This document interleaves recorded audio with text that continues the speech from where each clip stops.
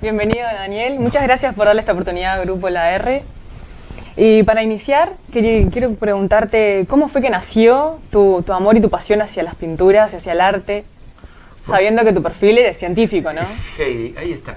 Fue todo un momento mágico. Yo viví toda mi vida de la ciencia y la tecnología. Como te conté, o sabrá la gente, pasé por la facultad de química y después de ciencias. Por distintas circunstancias no logré diplomarme, pero disfruté mucho lo que hacía. Y lo mío siempre fue la ciencia y la tecnología. Me gané la vida desde los 17 años, en el ramo de la electrónica. Y lo mío era la electrónica y la física. Fui profesor de física también. Y las vueltas de la vida me llevó a tomar contratos en Estados Unidos, trabajando para compañías de crucero como contractor, sobre proyectos de telecomunicaciones a bordo de los cruceros. Disfruté muchísimo, conocí mucha gente, y aquí quiero tomar eso, un poco de historia, entre ellas una bella chilena. A mi vuelta a los Estados Unidos, de los Estados Unidos en el 2001, un poco antes de las Torres Gemelas, una persona acá me ofreció un contrato y bueno, era el momento de regresar, quizás después de 4 años. No era mucho, pero tampoco poco. Entonces, lo mío seguía siendo ciencia y tecnología, absolutamente.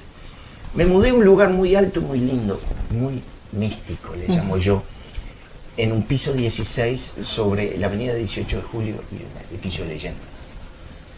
Eso me permitió una comunión con el sol, esas tardes soleadas, miraba bien a la bahía, y ahí empezó a gestarse todo. En esto, una bella dama, gran amiga en Santiago de Chile, me mandó una preciosa foto de ella, con una capelina. Y no dudé ese día de bajar la escalera, o sea, bajar el ascensor, cruzar enfrente, que hay una casa de un amigo Diego, que se llama la Casa del Artesano, y comprar una tela y unos óleos.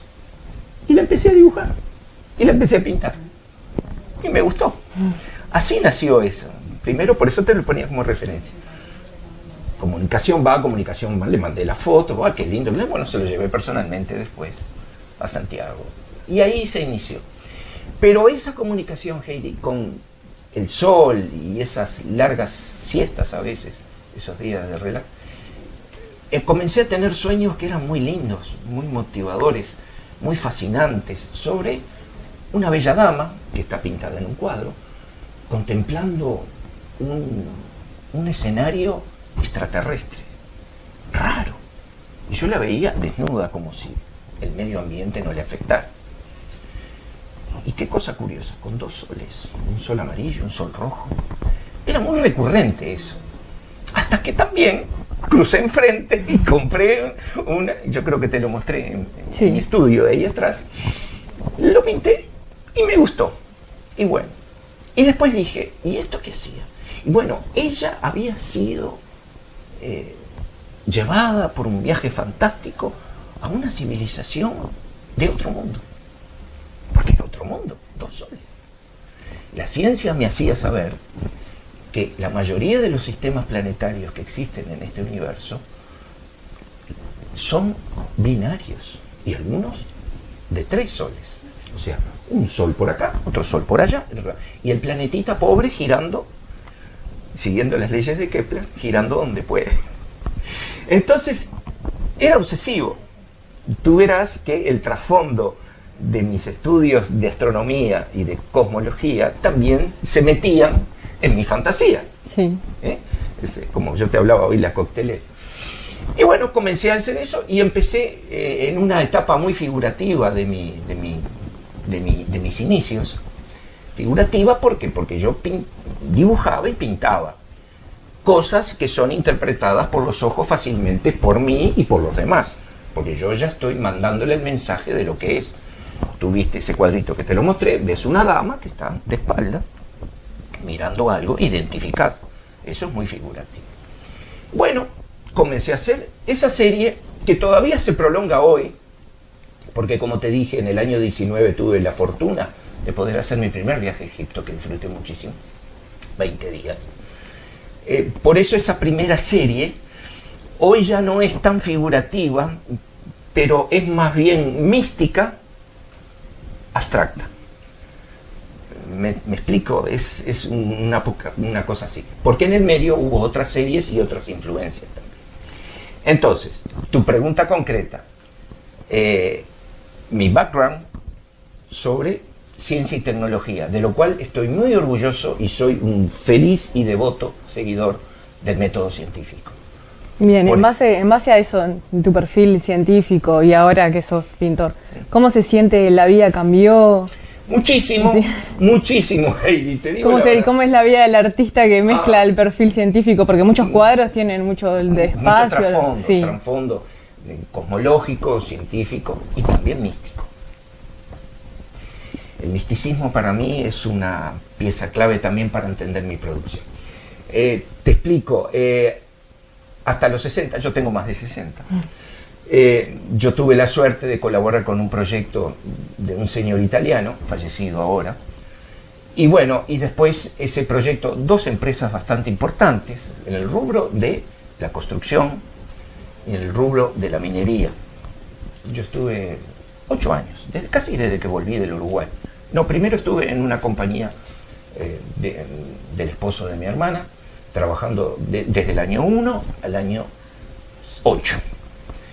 Después se recicló esa compañía, yo quedé sin trabajo y este señor italiano me incorporó a su proyecto hasta el año 17. Falleció, bueno, se desarmó. Y cuando yo dije, bueno, después de 39 años de trabajo y teniendo más de 60, tenía la oportunidad, muy bien, podía conseguir otra empresa, otra.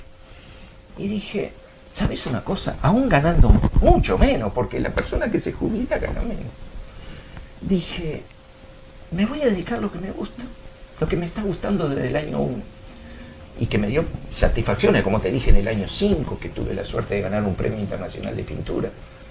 Y es lo que siento, es lo que me siento feliz. Esta adrenalina que te da el producir, el generar, eso que yo te decía, dejo la vida en un cuadro, literalmente y económicamente. A mí la economía no cuenta. No cuenta. Lo que cuenta es la adrenalina. Así como la persona que le encanta cantar, la persona que le encanta escribir, escribe 2 días seguidos porque le da adrenalina. Bueno, encontré entonces tu respuesta es, encontré en la pintura una nueva etapa en mi vida a partir de que me jubilé. Entonces estoy encarando esto, pero te digo la verdad, con más fuerzas que años atrás. Que en mi época laboral activa. Obvio, esto es laboral activo también, ¿no? Pero por eso. Sí, recién decías que dejás tu vida en las pinturas. Ya voy a alguna pregunta un poco más personal. Sí. Nos gustaría saber si en algún cuadro en específico volcaste algún episodio en tu vida, algún sentimiento que digas, esto es un cuadro un poco más personal. Sí. Más allá de lo místico, los sueños. Unos cuantos, valiente. Te comenté, Heidi, que el primero fue el que pinté a esta muy bella amiga, Rosmarie, que vive en Santiago de Chile. Quedé impactado por eso. Obviamente había una corriente de simpatía que se traducía desde Estados Unidos. Ella volvió a hacer su vida a Santiago y bueno, perfecto. Incluso ella estaba divorciada, o sea, en ese sentido, una relación muy transparente, ¿viste? Yo estaba soltero, libre. El tema de la distancia. El único que ganó fue Lanchini. Por eso. Para acá, para allá, para allá, para acá. Vino a Punta del Este, vino acá, vino allá. Fue macanudo, pero yo no podía trasladarme allá porque yo tenía muy buen trabajo acá. Entonces no era posible. Y las leyes laborales en Chile son bastante con respecto a la obtención de permisos laborales, ¿viste? Entonces quedamos así, bueno, y yo después encaminé mi vida también sentimental por otro lado acá, y ella creo que también. Bueno, te explico, sí, muchas veces he puesto momentos. Te pongo un ejemplo y te lo voy a mostrar ahora, con algunos cuadros. Hay un cuadro muy figurativo, impresionista, porque como te dije, Heidi, una de mis fuertes influencias en la pintura figurativa puede ser ni más ni menos que Van Gogh. si bien Van Gogh no es considerado como un clásico impresionismo, es un neoimpresionismo. La fuerza que transmite la pincelada, y un poco también, ¿por qué no?, su drama de la vida privada, porque quién no ha pasado dramas en su vida privada y vicisitudes, me siento muy identificado con eso. Entonces hice un cuadro que es un precioso roble, que te lo voy a mostrar ahora porque estaba allá en el estudio ahora cuando vayamos. Bien. Precioso roble en verde, una pradera verde, el roble, un tronco así. Entonces muy bien, todos mis amigos, ay, qué lindo, porque hay gente que les gusta, obvio. Sí, que bueno. ¿Cómo se llama eso? Autorretrato. Año 2004, pasado. 2004. Autorretrato. Sí, pero al fin y al cabo sos un árbol. No. ¿Por qué es un autorretrato? Porque el nombre de esa obra es Grande a pesar de su soledad. Entonces, en una pradera verde preciosa, solamente un charquito de agua que se ve por ahí, un frondoso roble. El roble es el árbol que más me identifica. Me siento como uno, quizás por la madera, por la hoja, por lo frondoso, por su fruto, la bellota. Más allá de las coníferas, que también me encantan, sobre todo el aroma, los pinos. El roble. Entonces me sentía. Y yo en ese momento de mi vida, obvio, estaba solo. Me sentía solo. No a la deriva, pero solo. Entonces pinté eso. Bueno, entonces esa es la explicación de ese cuadro. Y también otros más, muchísimos más. Ese cuadro rojo que tuviste grande, que es muy figurativo porque es la representación, sí, la vista, la vista que yo tenía de aquel apartamentito pequeño, allá arriba, era sobre la bahía de Montevideo, el centro, la bahía y el cerro, la torre de Antel recién hecha casi, ¿viste? Que se sobresalía sobre todo. Y lo puse rojo. Yo te expliqué por qué lo puse rojo. Sí. Lo puse rojo y ese cuadro se llama Recuerdo, es de la serie Mis Memorias. Recuerdo extrapolado. ¿Por qué? Porque ese es un recuerdo que continuamente yo tenía de esta vida. Hay que decirle a la gente que yo conozco y creo mucho en la reencarnación. Obvio.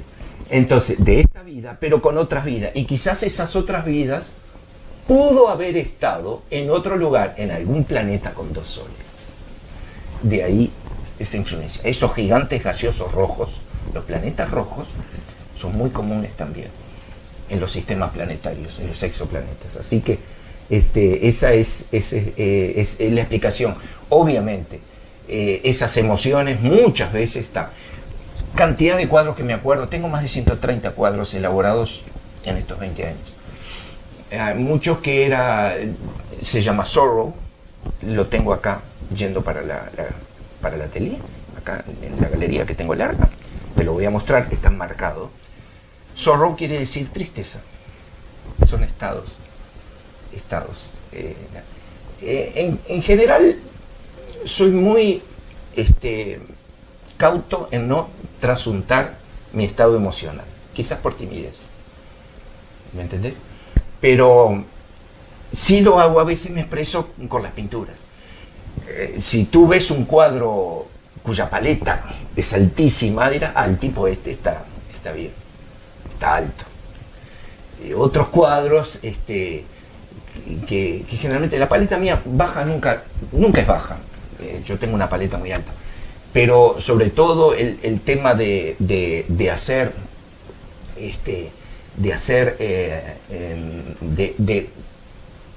texturizar los cuadros, a esto me refiero. Cuando vos ves un cuadro muy texturizado, eso significa que mi estado emocional es alto. Y yo trato de expresar con el volumen, ahí está, me escapo del plano. Voy al volumen, voy a terminar siendo un escultor. Pero todavía dentro de 20 años. Hay tiempo aún. Sí llego. Bien, retomando la influencia que tuvo de Van Gogh, ¿hay algunas otras corrientes artísticas que lo hayan influenciado? Sí, claro. Como te conté, en el año 15 tuve la suerte de viajar mucho por trabajo y también por placer. Por suerte tengo mi esposa hoy en día, nos casamos en el año 9, así que, sí, perdón, la conocí en el año 9, casi como si me hubiera casado. Pero no, nos casamos en el 16 en Estados Unidos. Y ella es uruguaya. Ella le gusta mucho viajar, entonces aprovechamos. Ella tiene una vida activa, tiene un emprendimiento, entonces siempre que puede, ahí nos filtramos. Ahora por la pandemia tuvimos que quedarnos concentrados acá. Pero bueno, si Dios quiere, el año que viene voy a ir a Florencia, a la Bienal de Florencia, que me invitaron a exponer, me dieron un espacio como artista individual. Así que si Dios quiere, también a llevar la banderita uruguaya. Y la R también, para promover la R. ¿Qué te iba a decir? En el año 15, en uno de estos viajes, estuve por Nueva York, estábamos en Miami, pero fui exclusivamente cuando me enteré que los herederos del famoso pintor uruguayo, eximio artista Joaquín Torres García, hacía una retrospectiva de su carrera, cerca de 60 obras, en el 6º piso del Museum of Modern Art, el museo, el MoMA, el famoso MoMA en Nueva York. Yo no lo conocía el MoMA, no había ido todavía, en los otros viajes que había ido. Fue una experiencia increíble. Ahí vi lo que es la escuela del Torres García, del profesor, muy agradecido. Y entonces, ahí me quedó como una semillita. Y lo digo con mucho prurito, porque yo no me considero un pintor constructivista. Mucho respeto por esa corriente pictórica uruguaya, muy bien representada por sus alumnos, sobre todo por Gurbich, el señor Pailós, don Manuel, que yo lo conocí, tuve el gusto de platicar con él, fallecido ya hace muchos años. Para mí son palabras mayores. Pero ¿qué pasa? Me tomé el atrevimiento de usar básicamente la disposición escénica que él representa, sus ideas, o trata de transmitir sus impresiones y sus conceptos, y al plasmarlo en distintos cuadros, sin respetar las reglas clásicas del constructivismo, lo cual yo respeto, me encantó la manera de describir una cosa sobre una tela en distintos cuadros. Eso es básicamente mi lógico constructivismo. Lógico. Mi lógica, que no tiene que ser la lógica de verdad. Me explico, mi lógica. Entonces, te voy a mostrar ahora, porque lo tengo atrás y lo puedo traer, lo tengo atrás en mi depósito de atrás, un cuadro de mi primera serie hecho en el año 4, que yo ya me veía influenciado por eso y no lo sabía, que tiene que ver con la serie de Egipto, donde narraba la historia de un faraón, y según la mitología egipcia, cada vez que un faraón fallecía, su alma subía al universo y nacía una estrella. Eso lo plasmé en una tela que te lo voy a mostrar, que después al querido Seba vamos a pedir que tome también, porque es interesante eso, y es una influencia mucho anterior. Fíjate que esa semillita mía estaba subyacente ahí dentro de mi psiquis. El hecho de poder representar en una misma tela 4, 5, 7, 8 escenas distintas que tengan que ver con un todo. Continuamos con la entrevista a Daniel y retomamos a sus inicios cuando nos estaba hablando de aquel sueño que tuvo de la dama, y tenemos el cuadro para mostrar y que nos hable un poco más sobre el tema. Aquí está entonces el fruto, no sé si la cámara lo toma bien. Es un cuadro que yo quiero mucho. Me lo han querido comprar y yo no lo vendí. En serio. Incluso la última vez en la feria en marzo, acá en Quibón, vino una señora, me dice: ay, qué lindo, es el primer cuadro de mi serie Sueño de una noche en Giza. Este fue un sueño recurrente que yo tuve en aquel apartamento que te contaba, Heidi, bien alto. Y me acuerdo que tenía, ¿ves?, una terraza como esta, casi, mirando para allá. Y acá había puesto un sofá. Y yo, perezoso, a veces porque trabajaba de noche también, entonces de día a veces tenía libre, y me tiraba a dormir la siesta y me despertaba, ¿viste?, con estas alucinaciones. Y vi una dama desnuda pero pudorosa, porque la espalda, ¿me explico? Desnuda, mirando esa construcción tan insólita. Y después veía que había un sol en el horizonte rojo y un sol amarillo como el nuestro. Entonces, ya que había tomado carrera con la foto que convertí en cuadro de mi querida chilena, dije, hago lo mismo con esto y voy a pintarlo. Y lo pinté. Por eso es un cuadro muy figurativo, muy primitivo, diría yo, pero que tiene toda la impronta de ese momento. Lo que tú decías, yo que transmití, un sueño, una fantasía. Fíjate entonces, un faraón cuando muere, su Ka o alma asciende, llega al Duat, y el Duat en mi historia era a través de un agujero de gusano hacia otro universo, ¿me entendés? Eso son cosas que te voy diciendo. Y bueno, entonces, se constituye en una estrella que nace en más allá. Bueno, todo también es óleo sobre tela. El recuerdo extrapolado es una imagen de lo que yo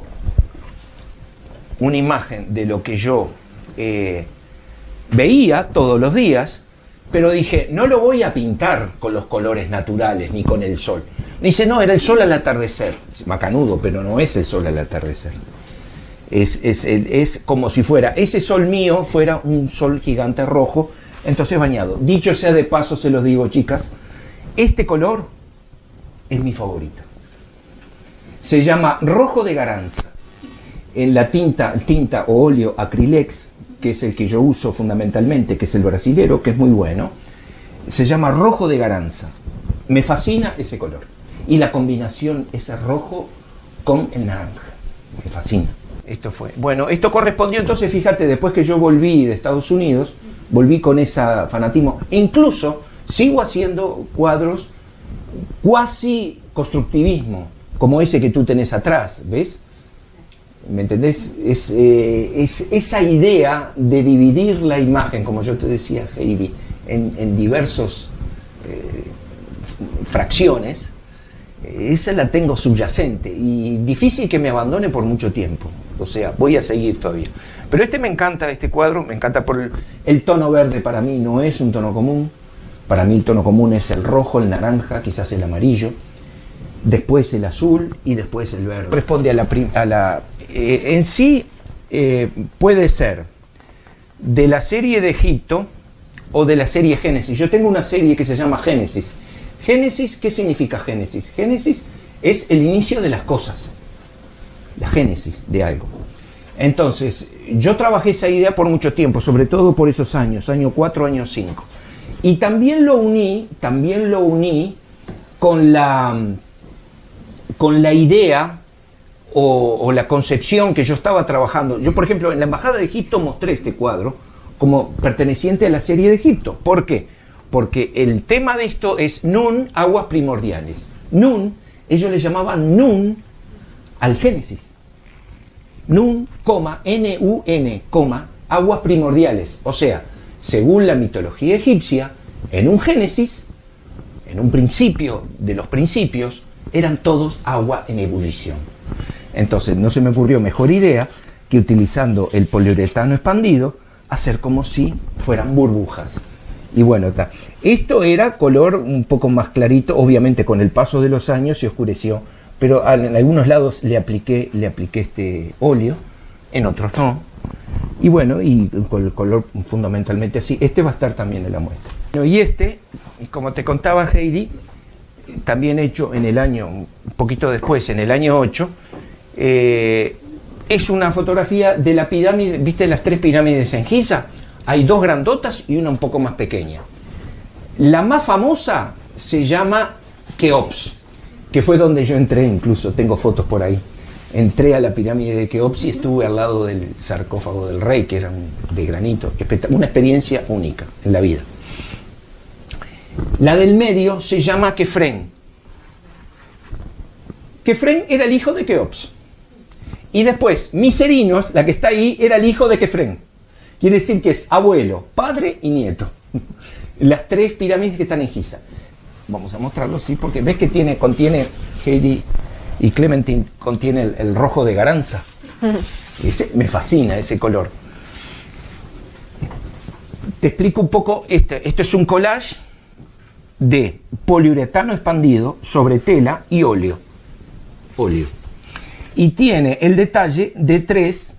No en vano yo juego también con los números místicos. El 3 es un número muy místico. Para muchas religiones y muchas escuelas filosóficas. Sobre todo lo que es la masonería. El 3, el 5 y el 7. Y vas a ver un cuadro por ahí también con 3, 5 y 7. Un cuadro que tiene lleno de números, ¿viste? Sí. Bueno, entonces, ¿qué pasa? ¿Ves el triángulo también acá? Inscrito en el triángulo. Entonces, yo hago, porque, chicas, ¿cómo sale la perla? La perla sale de una concha marina que se abre y está la perlita, ¿eh? Son 2. Pero no, yo le puse 3. Como si fuera más místico. ¿Me entendés? Me escapo a la locura y trato de hacer mi capricho. Por eso le puse 3. Esto es de verdad. De verdad. Pobrecito. En algún lado, en algún día existió y hoy terminó en un cuadro mío. ¿Tá? Por eso, entonces, ¿cómo se llama este cuadro? Este cuadro se llama el Génesis, o sea, el inicio de la perla de la sabiduría. Con esto, ¿qué quiero decir yo? Que la persona que adquiere sabiduría es como una perla, es como la frutilla, la cereza arriba del postre. Bien, muchísimas gracias por tu tiempo y sobre todo por habernos hecho una guía de tus obras muchísimo antes de la exposición. Por favor, gracias.